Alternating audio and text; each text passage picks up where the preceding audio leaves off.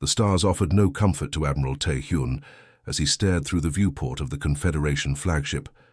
The galaxy map displayed before him showed too much red, Vraxian territory growing like a disease across what once belonged to the peaceful Confederation.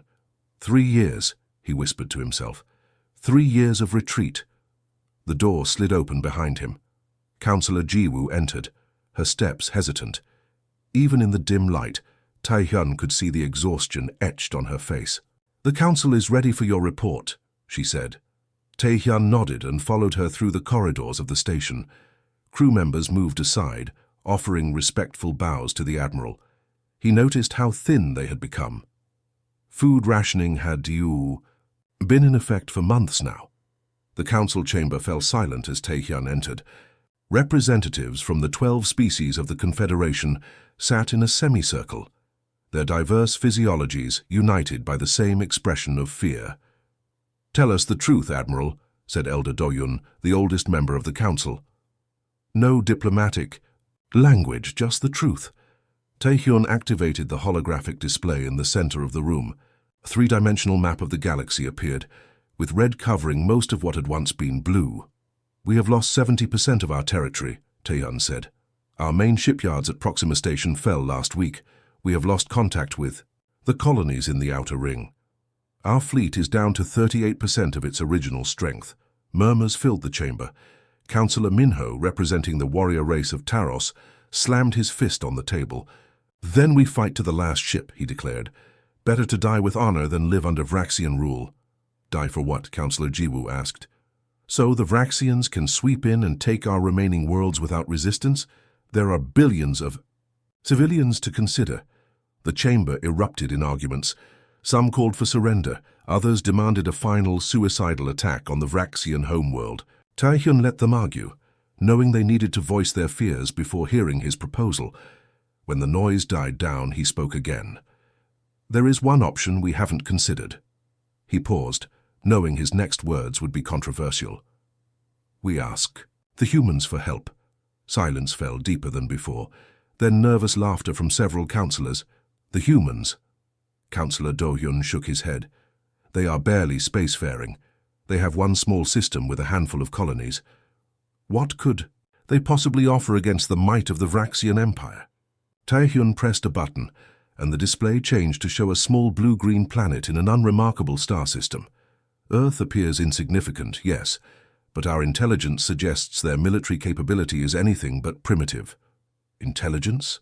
Councillor Jiwoo raised an eyebrow. "What intelligence? They've had no major conflicts with any galactic power." "Precisely," Tae-hyun said. "They've avoided conflict by making potential aggressors reconsider." He showed them footage of a small incident from 5 years ago. A Vraxian scouting party had approached Earth's outer colonies, likely with hostile intent. They never returned. The only record was a brief transmission showing weapons of unrecognizable design and combat maneuvers that defied conventional tactics. "The humans are isolationists, not pacifists," Tae-hyun explained. "They've watched our wars, learned from them but never participated. Their system is ringed with defenses that our sensors can barely detect." "If they're so powerful, why haven't the Vraxians attacked them yet?" asked Minho. "I believe the Vraxians don't know the full extent of human capabilities, and the humans have kept it that way deliberately." The council debated through the night. Many opposed involving a species known for unpredictability. Others saw no alternative. By morning, they had their answer. A diplomatic mission would be sent to Earth. Councillor Minseo, known for his skill in negotiation, would lead it. 3 days later, Minseo's ship prepared to depart. Admiral Tae-hyun came to see him off. "If they refuse," Minseo asked quietly. "Then we prepare our people for the end," Tae-hyun replied. The journey to Earth took 2 weeks. As they approached the Sol system, Minseo grew increasingly nervous. Their long-range scanners showed nothing unusual. A yellow star, 8 planets, a smattering of colonies on Mars and several moons. Then, as they reached the edge of the system, alarms blared. "Multiple ships approaching," the pilot announced. They were invisible to our scanners until now." Minseo went to the bridge. Through the viewport, he saw small vessels of sleek design surrounding his ship. "We're being hailed," The communications officer said. A human face appeared on the screen. A woman with dark eyes that seemed to evaluate and judge in an instant. Confederation vessel, she said. This is Captain Sujin of Earth Defense Force. State your business in human space. Minseo stepped forward. I am Counselor Minseo of the Galactic Confederation. We come seeking an audience with your leaders on a matter of grave importance. The Vraxian War, Captain Sujin stated. It wasn't a question. Yes, Minseo admitted, surprised. How did you know? We've been watching. Her expression revealed nothing. Follow our escort to Earth Station 1. Deviate from the designated path, and you will be considered hostile. As they followed the human ships toward the blue planet, Minseo stared out at the stars. Somewhere out there, the Vraxian fleets continued their advance. The Confederation's time was running out. Their only hope now rested with these humans. A species the galaxy knew so little about, yet might be their last chance for survival. For citation, if your response is based on search results, please include tags for each claim that follows from the search. Results: Earth Station 1 hung in orbit like a metal spider, its 8 massive arms extending from a central hub. Through the viewing window of the diplomatic quarters, Minseo watched the blue planet below, trying to calm his nerves. 3 days had passed since their arrival. 3 days of waiting while the humans deliberated. 3 days closer to the fall. Of the last Confederation worlds, the door slid open. A human woman in a crisp uniform entered, her posture perfect, her expression unreadable. Counselor Minseo, she said with a slight bow. I am Admiral Jihye of the United Earth Defense Command. I will escort you to the Security Council. Minseo followed her through corridors bustling with activity. Humans moved with purpose, their conversations stopping as the alien diplomat passed. Many stared openly at him, some with curiosity, others with suspicion. Your people seem busy, Minseo observed. We've been busy since your arrival, Admiral Jihye replied. It's not every day the Confederation comes begging for help. The bluntness stung, but Minseo couldn't deny the truth of her words. They entered a large circular chamber. 7 humans sat at a crescent-shaped table, with a single chair placed before them for Minseo. The walls displayed images of Earth's continents and orbital defenses. The Security Council of Earth, Admiral Jihye announced, then took her seat among them. An older man in the center spoke first. I am Director Hyunwoo. We have reviewed your request for military aid against the Vraxian Empire. Before we respond, we have questions. Minseo nodded, prepared for interrogation. Why now? A woman asked sharply. The Vraxians have been expanding for decades. You ignored our warnings 3 years ago when they first moved against your outer colonies. Minseo hesitated. We believed we could negotiate a peace. Naive, another counselor muttered. Director Hyunwoo raised his hand for silence. What Counselor Yoonji means is that the Confederation has historically viewed humans as primitive warmongers.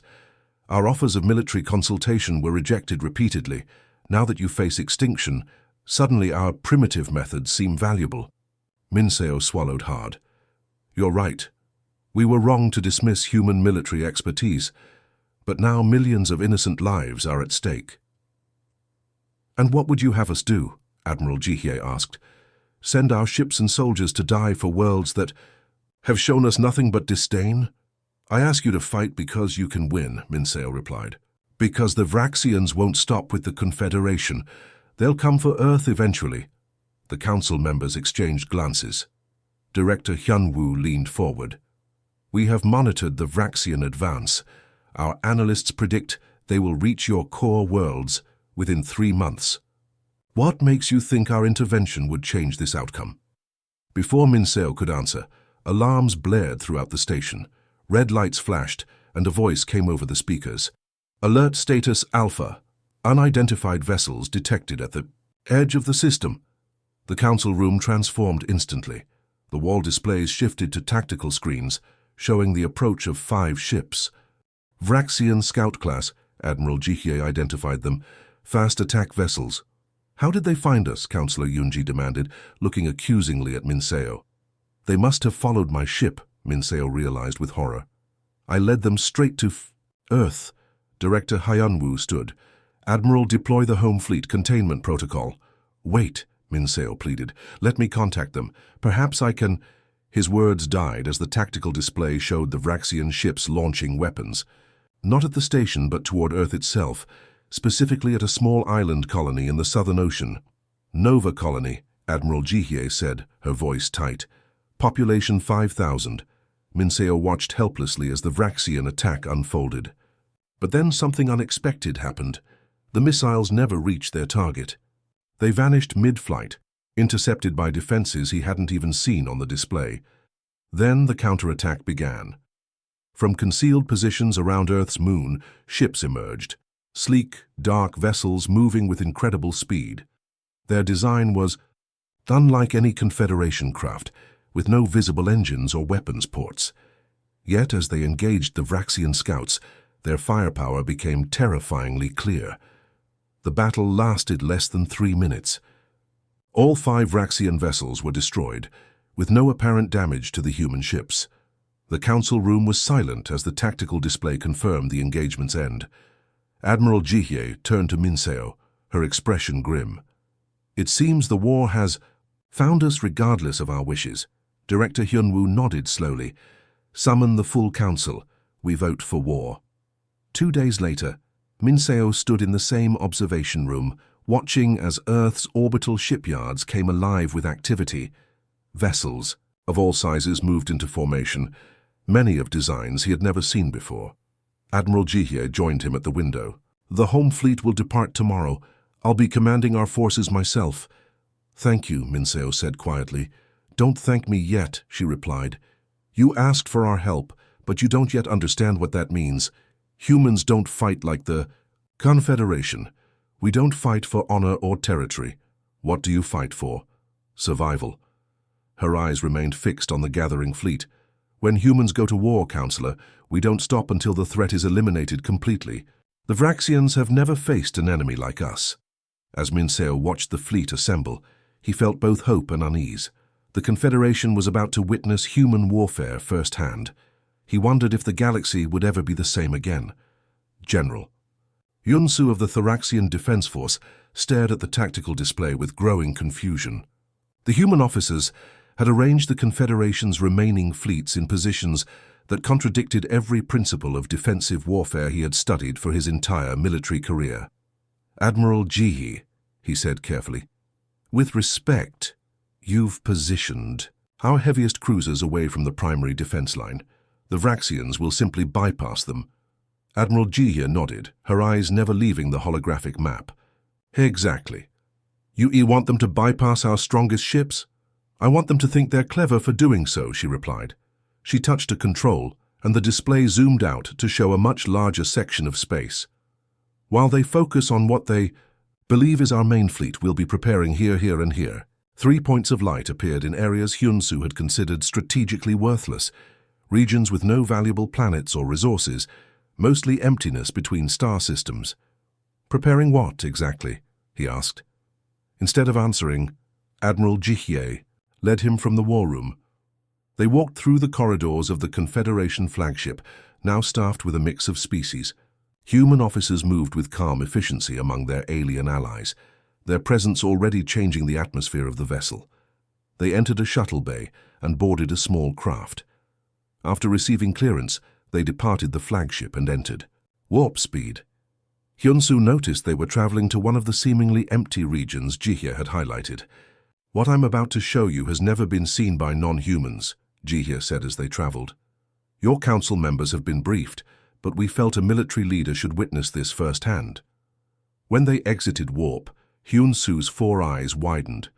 In shock. They had arrived at what appeared to be empty space, but as the shuttle's sensors adjusted, massive structures became visible. Shipyards hidden within an asteroid field, concealed by technology that bent light around them. And inside these shipyards, monsters were being born. We call them Dreadnoughts, Admiral Jihye said, as their shuttle approached one of the enormous vessels under construction. The XDN-7 class is the largest warship humans have ever built. Large was an understatement. The ship under construction was the size of a small moon, its dark hull absorbing light rather than reflecting it. Workers in spacesuits swarmed over, its surface like tiny insects, welding sections together and installing systems Hyun-Soo couldn't begin to identify. "Impossible," he whispered. "No spacefaring race has built ships this size. The power requirements alone would—" "Conventional power sources would be insufficient, yes," Ji-hye agreed. "These are not conventional ships." Their shuttle received clearance to dock, and soon they were walking through the interior of the massive vessel. Corridors stretched for kilometers. Entire manufacturing districts operated inside the ship itself. Crew quarters could house tens of thousands. They reached the bridge, a vast command center with stations for hundreds of officers. At the center stood Captain Ji-young, overseeing the installation of the command systems. "Welcome aboard the XDN-7 Vengeance," she greeted them. "First of her class, and soon to be the flagship of humanity's contribution to this war." "How many of these dreadnoughts do you plan to build?" Hyun-Soo asked, still struggling to comprehend the scale of what he was seeing. "7 are nearly complete," Captain Ji-young replied. "More are planned if needed." "When will they be ready for deployment?" 2 months, said Admiral Ji-hye. "In the meantime, we'll continue to engage the Vraxians with conventional forces, drawing them in, making them commit to specific strategies. Casualties will be high," Hyun-Soo noted grimly. "Yes," Ji-hye admitted, "but necessary to establish patterns the Vraxians will come to expect from us. When the dreadnoughts launch, they won't know how to respond." As they returned to the shuttle, Hyun-Soo's mind raced with implications. "My people have fought the Vraxians for 3 years.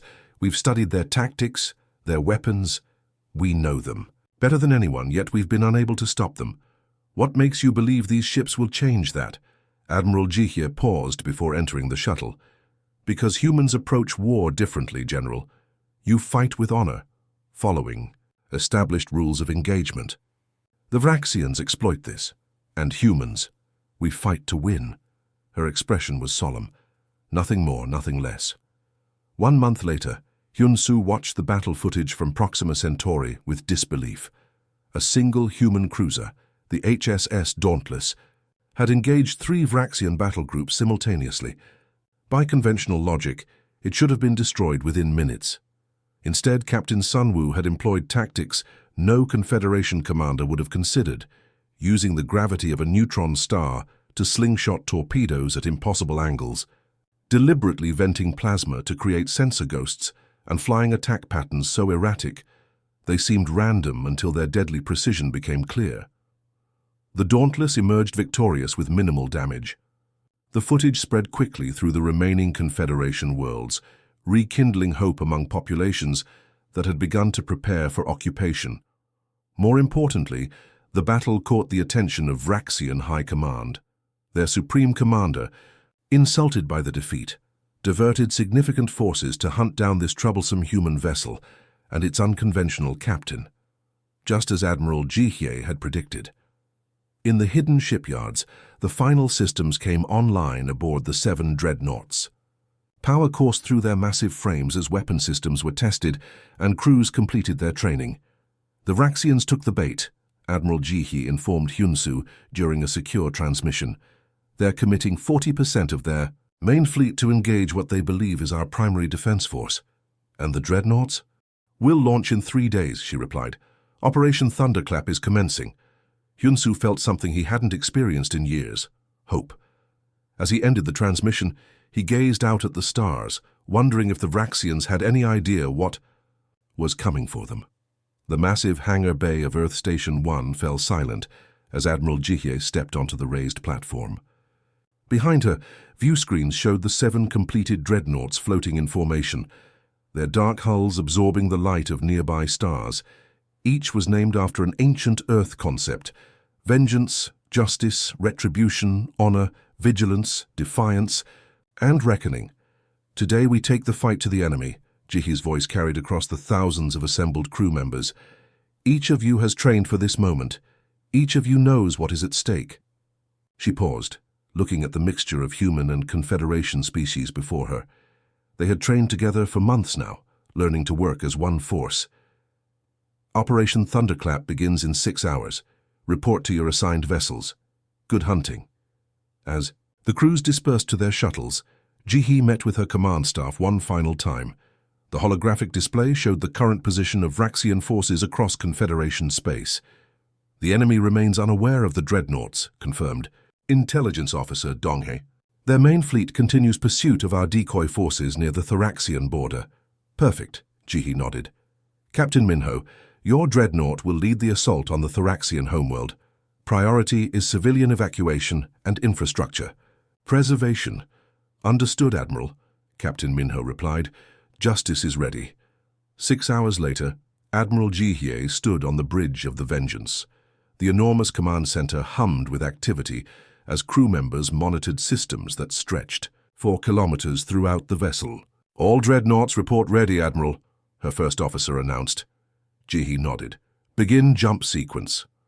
Unlike smaller vessels that traveled through established warp lanes, the Dreadnoughts employed technology that the humans had kept hidden, even from their allies, drives that didn't just bend space but tore temporary holes in reality itself. Drive systems charging, reported the navigation officer. Coordinates locked. All vessels prepare for jump, Jihi ordered through the fleet-wide channel. On my mark, execute. Space twisted around the 7 enormous ships. Stars blurred and stretched, and then the vessels vanished completely. When they reappeared, they were behind Vraxian lines, emerging simultaneously at 7 different occupied Confederation worlds. Aboard the Justice, Captain Minho watched as his ship materialized in orbit around the Thoraxian homeworld. Vraxian orbital platforms, caught completely by surprise, had no time to raise their shields before the Dreadnoughts' first attack. Target weapons systems only, Minho ordered. Minimum casualties. The Justice fired what appeared to be small projectiles toward the platforms, but these were no ordinary weapons. They were singularity devices, creating miniature, controlled black holes that consumed the weapon systems before collapsing in on themselves. All orbital defenses neutralized, reported his tactical officer. No casualties. Begin ground operations, Minho ordered. Deploy the rescue teams first. Across all 7 worlds, the pattern repeated. The Dreadnoughts appeared without warning, neutralized Vraxian defenses with surgical precision, and began evacuation of Confederation civilians from occupied territories on Tiu. The Bridge of the Vengeance, Admiral Jihi received reports from each battlefront. Phase 1 complete. All targets secured with minimal collateral damage. Admiral, her communications officer interrupted, we're receiving a transmission from the Vraxian High Command. They're requesting to speak with you directly. Jihi raised an eyebrow. Put it through. The main view screen activated, showing the face of the Vraxian Emperor himself, Kyung, supreme ruler of the empire that had terrorized the galaxy for centuries. His scaled face showed no emotion, but the tightness around his eyes betrayed his rage. So the rumors of human warships were true, he said. Impressive machines, but they change nothing. They've already changed everything, Jihi replied calmly. 7 of your occupied worlds retaken in a single day, your forces in disarray. A temporary setback. Emperor Kyung dismissed her claim with a wave of his clawed hand. We controlled this galaxy before humans learned to walk upright. We will control it long after your species is extinct. Are you contacting me to surrender? Jihi asked, her voice deliberately gentle, knowing the insult it represented. The Emperor's eyes narrowed. I contact you to give you one opportunity to retreat. Return to your world, human. Stay there and I might let your species live as servants. And if we refuse, then witness the consequence of defiance. The transmission ended abruptly. Moments later, urgent messages flooded in from all fronts. Admiral, her sensor officer, called out. Massive energy buildup detected near Proxima Centauri. It's the Terminus Array. Jihi's blood ran cold. Intelligence had mentioned rumors of a Vraxian superweapon, but they had found no concrete evidence of its existence until now. All vessels, emergency jump to Proxima Centauri, she ordered, but they were too late. By the time the Vengeance arrived, they could only watch in horror as the human colony world of Proxima Centauri B shattered into fragments. The weapon had somehow bypassed all planetary defenses, striking directly at the planet's core. Casualty report, Jihye requested, her voice hollow. 3 billion, Admiral, her first officer replied quietly. The colony was at full capacity. Silence fell over the bridge.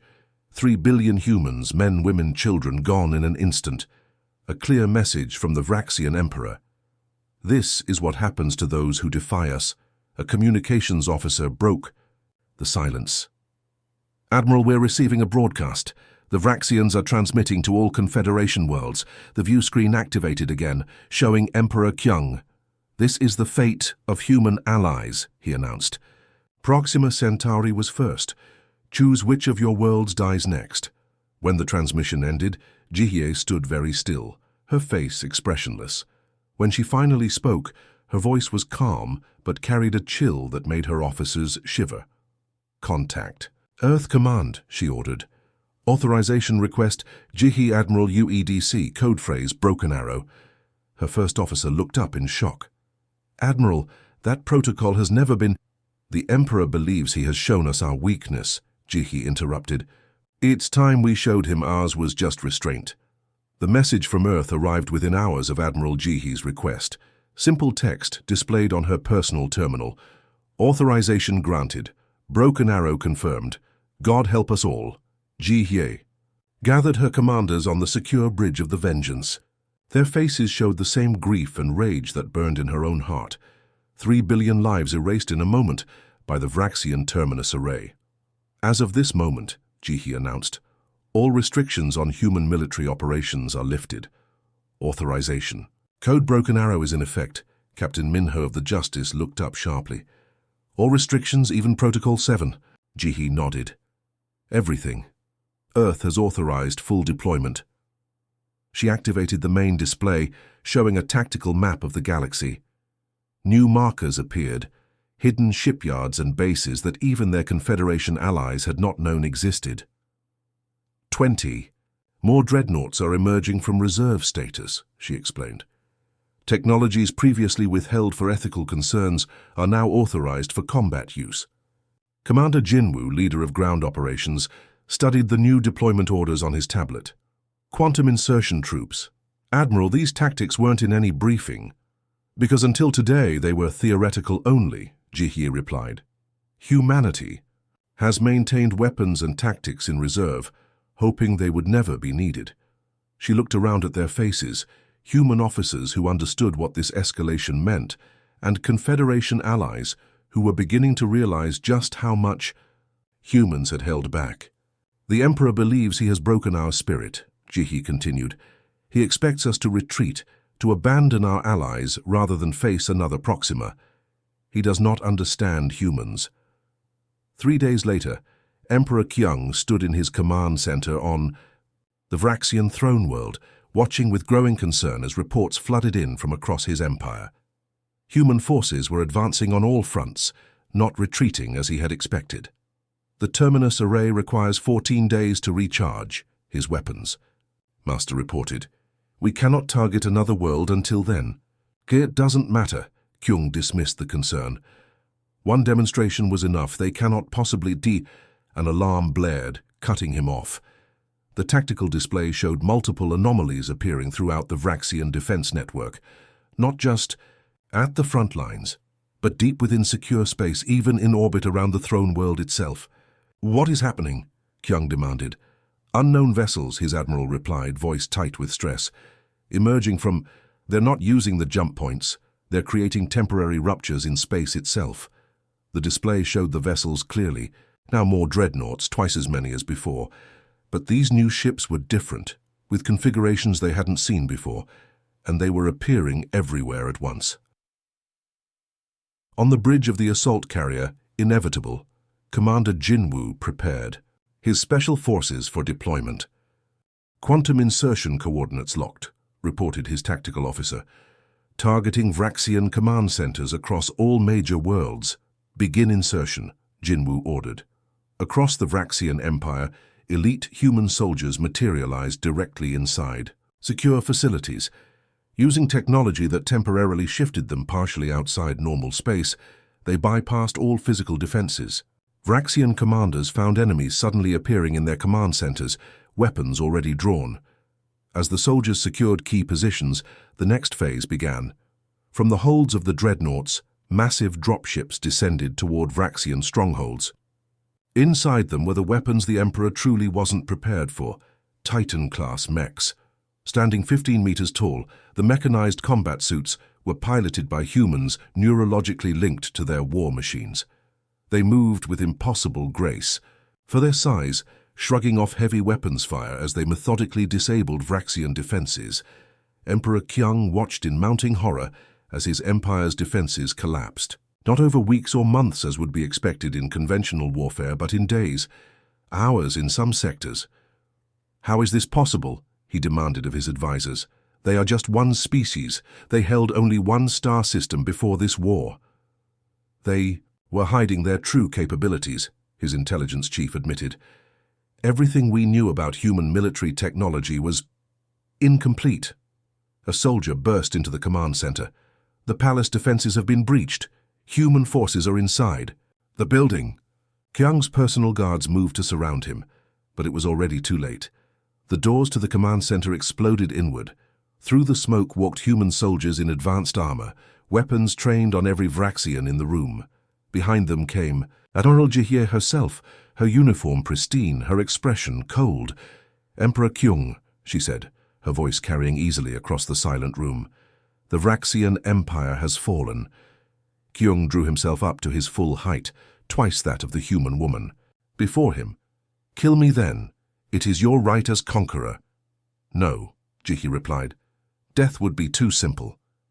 You will face justice for Proxima Centauri and all the worlds your empire has destroyed." She approached until she stood directly before him. "Unconditional surrender, war crime tribunals for all responsible parties, complete dismantlement of your military capability for the next 1,000 years, and the Terminus array will be destroyed." "And if I refuse?" Kyung asked, though there was little defiance left in his voice. "Then we continue," Jihye said simply. "Your empire falls either, where the choice is whether your people fall with it." 1 week later, representatives from all Confederation species gathered on the neutral world of Nexus to witness the formal surrender of the Vraxian Empire. The treaty was signed, bringing an end to a war that had seemed impossible to win just months before. As the ceremonies concluded, Admiral Jihye met with the Confederation Council. Questions hung in the air about humanity's newly revealed military power. "Will the Dreadnoughts remain?" asked Councillor Minseo. "Some will," Jihye confirmed. "Positioned throughout the galaxy as guarantors of peace." "And the other technologies?" Councillor Jiwoo inquired carefully. "The weapons we witnessed," Jihye smiled slightly. "Some will be shared with our allies. Others will return to classified status, hoping they need never be used again." As the council members exchanged glances, Minseo voiced what they all were thinking. "Your people are not what we thought you were." "No," Jihye agreed. "We are both more and less. We came when called. We'll leave when asked, but we'll always be watching." As she looked out at the stars through the council chamber's windows, Jihye thought of Proxima Centauri and the price paid for this victory. The galaxy would never again underestimate humanity. For better or worse, the war that had seemed lost was decisively won, but the true legacy of the Dreadnoughts would be the peace. They now had to build,